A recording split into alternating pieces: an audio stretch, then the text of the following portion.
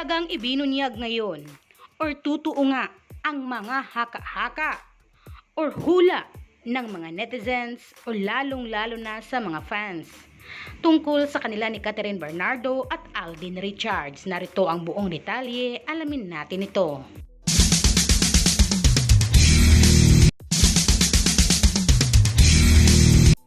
Mga ilang linggo na rin ang mga nakalipas patungkol nga sa kanila ni Catherine Bernardo at Alden Richards. Pero guys, hanggang ngayon, take note, trending at pinag-usapan pa rin ang dalawa.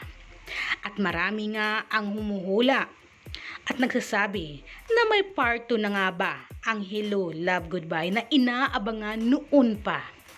Pero ngayon guys, parang dininig na nga ang inyong panalangin. Dahil ang tungkol nga dito sa part 2, Hello, Love, Goodbye ay ibinunyag na ngayon o sinasabi na nga ng nag-iisang Christopher Min sa kanyang YT channel ngayon na magkakaroon na nga ng part 2 ang Hello, Love, Goodbye. At sabi pa nga ni Christopher Min sa kanyang YT na may nakapangalan na Showbiz Now na ay nandoon na raw ang production team ng Hello, Love, Goodbye at pati na rin ang director dito na si Derek Kate nga ay nandoon na raw sa Canada guys dahil nag-location hunting na nga sa gaganapin na part 2 ng Hello, Love, Goodbye. O diba guys, talagang excited na sinasabi ni Christopher Min ang tungkol dito sa kanyang nalalaman dahil meron nga daw siyang mga kaibigan sa Canada na nagsasabi na nandoon na raw ang production team ng Hello, Love, Goodbye at pati na rin si Derek Kate ay nandoon na sa Canada upang mag-location hunting.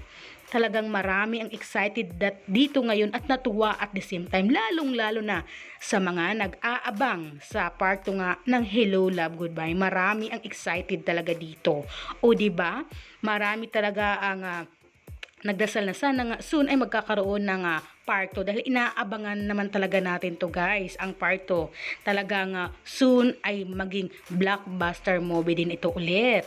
At talagang maraming mga fans ngayon ang humahanga at nagmamahal at sumuporta nga sa Kat din or sa kanilang dalawa nga ni Catherine Bernardo at Alden Richards.